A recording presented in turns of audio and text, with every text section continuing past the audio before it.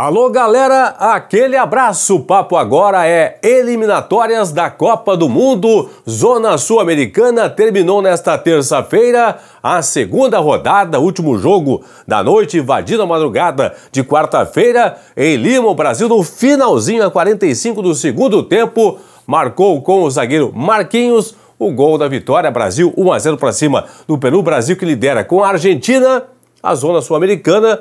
Os dois times, duas seleções aí com 100% de aproveitamento, 2 jogos e 2 vitórias. Mas o Brasil, que havia jogado muito bem contra a Bolívia, não jogou nada contra o Peru. E aí eu não analiso aí os placares. 5-1 contra a Bolívia, 1-0 para cima do Peru. Não analiso isso. Eu não olho o placar, eu olho o desempenho. Se o dinizismo foi muito bem contra a Bolívia, foi de uma forma péssima contra o Peru. Vou falar sobre isso a partir de agora. E claro, a galera aqui, ó, Vilhaçante, do Grêmio do Paraguai, o Canóbio, do Uruguai e também do Atlético Paranaense, o Valência, do Equador e do Inter, errou um pênalti no jogo contra o Uruguai nesta terça-feira, e aqui o Vidal, do Atlético Paranaense. Fala um pouco aí sobre as eliminatórias a partir de agora, aqui no Plantão do Paulinho. Antes, lembrando, hein? Nesta quarta-feira, hoje, portanto, à noite, 9h30, tem Flamengo e Atlético Paranaense. Mais um jogo do Campeonato Brasileiro. Odds na tela. Vitória do Flamengo pagando 1,76. O empate 3,25. A vitória, aliás, 3,75. Presta atenção no serviço. Flamengo 1,76. Empate 3,75. E a vitória do Furacão 4,50. Entre você também no site da KTO, tá aqui ó, kto.com. Você entra lá, se inscreve, faz o primeiro depósito e usa o código promocional Paulinho. Vamos nessa então? Deixa eu começar com, rapidamente, aqui, bem rápido mesmo pessoal, cada jogo aí. Brasil e Peru, o Brasil não jogou nada bem em terras peruanas, em Lima. O Brasil teve 2 gols anulados, é verdade, no primeiro tempo, mas em condição irregular, realmente, impedimentos bem marcados. E na segunda etapa o Brasil jogou pior ainda, já vinha jogando mal no primeiro tempo. Foi pior no segundo tempo e na segunda etapa, no finalzinho do jogo já, aos 45, o Marquinhos de cabeça fez o gol da vitória do Brasil. Brasil nada bem contra a seleção peruana. Foi uma criança contra a Bolívia, outra criança bem diferente contra a seleção peruana. A Argentina, que lidera com o Brasil, a Zona Sul-Americana, foi a La Paz, goleou a Bolívia por 3-0. Enzo Fernandes, Tagliafico e Nico Gonçalves marcaram os gols da Argentina. É verdade que a Argentina foi beneficiada pela expulsão do Roberto Fernandes da Bolívia aos 36 do primeiro tempo. Mas quando o boliviano foi expulso, a Argentina já vencia por 1-0. Claro, aí jogou todo o segundo tempo, né? A altitude de La Paz, dando uma administrada e conseguiu chegar ao 3-0. Ok? Venezuela e Paraguai. Grande jogo lá em Maturim. A Venezuela conquistou a vitória importante em casa, já nos acréscimos de pênalti. O Rondon acabou marcando a vitória, o gol da vitória da Venezuela, que sonha em ir aí para a Copa do Mundo de 2026, que acontece nos Estados Unidos, no México e também no Canadá. Seria pela primeira vez na história que a Venezuela iria participar de uma Copa do Mundo. No jogo entre Equador e Uruguai. O Uruguai saiu na frente, grande jogada do Araújo pela esquerda, cruzou por centro da área e aí o Canóbio acabou marcando o gol da vitória parcial do Uruguai. Antes disso, o Rocher, goleiro do Inter e do Uruguai, já havia feito 2 grandes defesas, num chute do Ener Valencia e também num chute do Preciado, exatamente. Valência e Preciado foram os dois que acabaram chutando e quase converteram gols. Gols, né, para o Equador, não fosse aí a precisão do Rocher. O Valência errou uma penalidade máxima no segundo tempo, o jogo estava 1-1.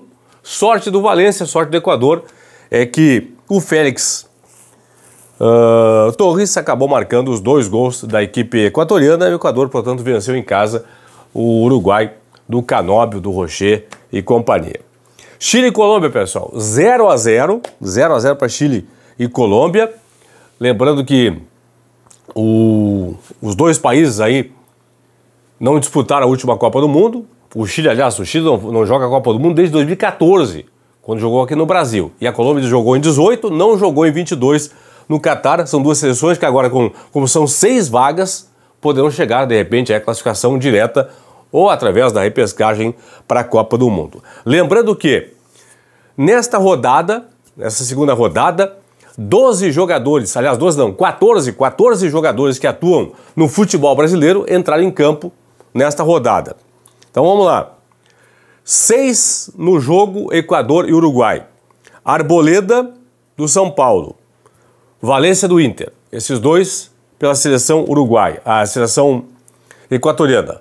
Pela seleção uruguaia, Rocher, do Inter, o Piquerez, do Palmeiras, o Canóbio, do Atlético Paranaense e o Carbajo, do Grêmio, que entrou no segundo tempo.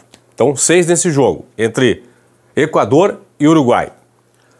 Foram 2 jogadores no jogo Venezuela 1, Paraguai 0. Soteldo pela Venezuela. Aliás, foram 3, eu falei são 14, então são 15 jogadores. 15, tô calculando de novo, 15 jogadores. Então, 6 no jogo entre Equador e Colômbia, 3 no jogo Venezuela e Paraguai, porque Gustavo Gomes e Villasante pelo Paraguai, Soteldo pela equipe da Venezuela. Soteldo do Santos, Gustavo Gomes do Palmeiras, Villasante do Grêmio. Então, 3 nesse jogo aí. E mais 6 que acabaram atuando no jogo do Chile com a Colômbia.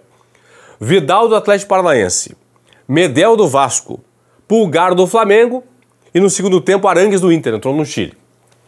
Na Colômbia, Arias, do Fluminense e durante a partida entrou o Rames Rodrigues, do São Paulo. Então, 6 jogadores que atuam no futebol do Brasil em campo no jogo Chile e Colômbia, 3 no jogo entre Venezuela e Paraguai e 6 na partida entre Equador e Uruguai. Portanto, aí 15 jogadores que atuam no futebol do Brasil em campo nesta segunda rodada das eliminatórias, que tem Brasil e Argentina com 6 pontos, no saldo o Brasil é líder, tem saldo 5 contra saldo 4 da equipe da Argentina, aí Colômbia 4, Uruguai e Venezuela 3, Paraguai e Peru 1 pontinho. Aqui, pessoal, ó, estamos colocando o Paraguai em sexto, Peru em sétimo. Na verdade, aqui os dois estão empatados, literalmente empatados aqui, ó. 1 ponto, nenhuma vitória, saldo negativo 1, nenhum gol marcado, certo? Então um dos dois iria direto para a Copa do Mundo, o outro para a repescagem. Estariam fora da Copa hoje, Chile, Equador e também a seleção da Bolívia. Ah, mas Paulinho, como é que é isso? O Equador venceu, o Uruguai tem 0. É que o Uruguai foi punido, pessoal, aquela questão do Byron Castilho, da eliminatória para o Catar. Byron Castilho, o jogador que atuou pela seleção equatoriana, mas que nasceu na Colômbia. Lembra desse rolo todo? Então a FIFA não puniu o Equador, deixou o Equador disputar a Copa do Catar, mas o Equador começou esta eliminatória com 3 pontos negativos. Então tem 0. Ó, uma vitória, mas 0 de ponto, ok? Então seria isso na verdade. As próximas 2 rodadas, próxima data FIFA, acontece em outubro, mês que vem. Teremos aí, na terceira rodada, o Brasil em casa contra a Venezuela, a Argentina jogando também em casa contra o Paraguai, e ainda Chile e Peru, Colômbia e Uruguai, Bolívia e Equador.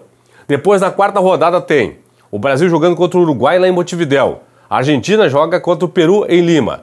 E ainda na rodada, Venezuela e Chile, Paraguai e Bolívia, Equador e Colômbia. São os jogos aí da terceira e também da quarta rodada, que acontecem as rodadas aqui, terceira e quarta rodadas, acontecendo no mês de outubro. É isso aí.